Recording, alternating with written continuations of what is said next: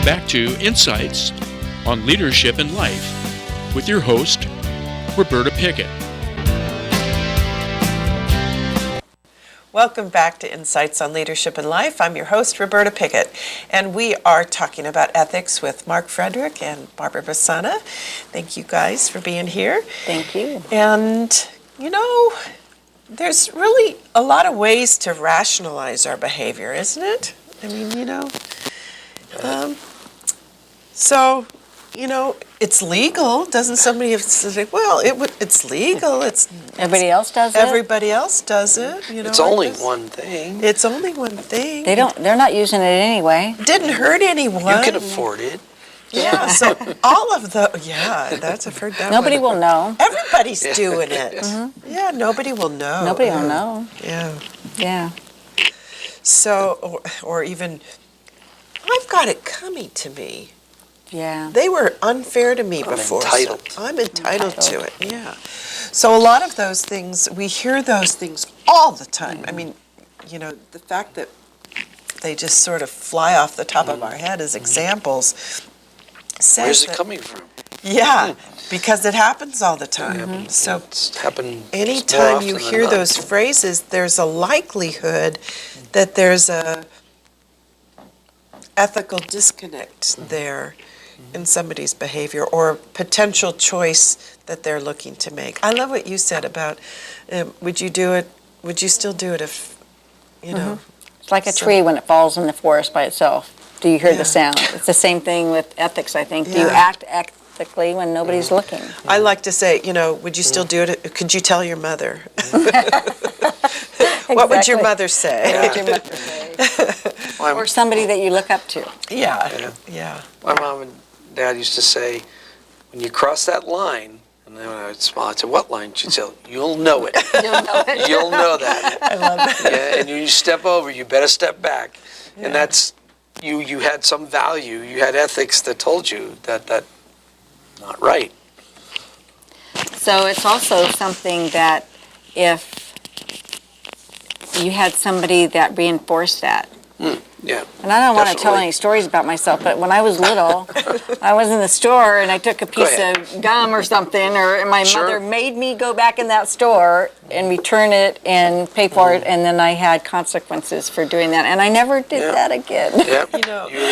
You learned a value. You learned what was right and wrong. To me too. I was at summer camp, and my mom had bought me a Girl Scout knife for camp. And it was in my foot locker, and I knew it was there. And then it disappeared. And it was like, oh, no. I think somebody took it. My mom said, no, you lost it. I said, no, I really didn't. It was there. Well, never got it back, right? 20 years later, seriously, all of a sudden I received a package in the mail. It had no return address. And inside was my knife, but it had a letter in it from a person, and they said that it's been eating away at them for 20 years. Mm-hmm. Wow. And I think that's the thing, it's that line, you've crossed it. Mm-hmm. That unintended consequence. Yeah, and she had to send it back to me to clear her own conscience and say, I'm sorry, I did the wrong thing. Conscience plays a big part in being ethical. Wish we had. If you don't have a conscience, you're probably not very ethical. But where do those things come from? I think it starts when you're young, how you're brought up, what environment you're exposed to. I think we can also learn from making mistakes because, like you said, you made a poor choice, right? And oops, you paid the consequence for it. Yeah. But we're not perfect. None of us are perfect. So we're talking here about ethical behavior, and it's not as if we're sitting on a high pedestal. No. None of us can say that we've never done anything wrong. But there's a learning, I think, that if we allow ourselves to learn from it, that what is the consequence? How did it affect other people? How did I feel? Yeah. And have you heard that story about the wolves? The wolves, one is the good conscience and the bad conscience, and the boy asked, well, which one grows? And he says, the one that you feed. Yeah, Yes, I did. So if you really, and it's the same way with your brain waves, the habits that you get into, it builds kind of highways in your brain. And those, if you're making those ethical decisions or choices, or at least stopping and thinking about them, and like you said, consequences and the impact to others, then you're going to build those patterns or habits. Yeah. So we can then, if we want to build a more ethical society, it sounds like we can start at home with ourselves, number one. It's the first place we start, but with our families. If we have the opportunity to influence others in our workplace, where else? Well, one thing, even little things that you don't think about. I mean, I think we were talking during the break about, when you're a parent and you get a call that you don't want, and you said, oh, tell them I'm not here. It's like, How many of us have not done that, right? Right. And you think about, but when you really stop and talk about it, it's like, okay, that's really a lie, and you're teaching, what are we teaching our children? That's such a... That one hits home. Well, I think we're able to talk about these things because we're not perfect, and we I guess you learn from your mistakes, hopefully, and absolutely. Yeah. I mean, But you know what I think? willing. It's about talking about it, because if you talk about That's it, the it next brings step, the awareness. Then people maybe will start to think, and I mean, I start to think every time I have a conversation, say, okay, am I really stopping and thinking about making decisions? Yeah, because, that is really, the thing is, it goes back to, it's a decision. And a decision is a choice between multiple options. very good point. And it's, is it the easy option? The easy option isn't always the best option. Is it good for me but not good for anybody else? So it's a win-lose kind of option? I mean, I think that there's so many things that play into it, but you're right, talking about it does help. How about in the community too? I mean, how do we It's promote a little that? tougher to talk about it without sounding preachy sometimes. Well, the part we can influence, I just think we just try to do the best. Like in my situation, I have employees.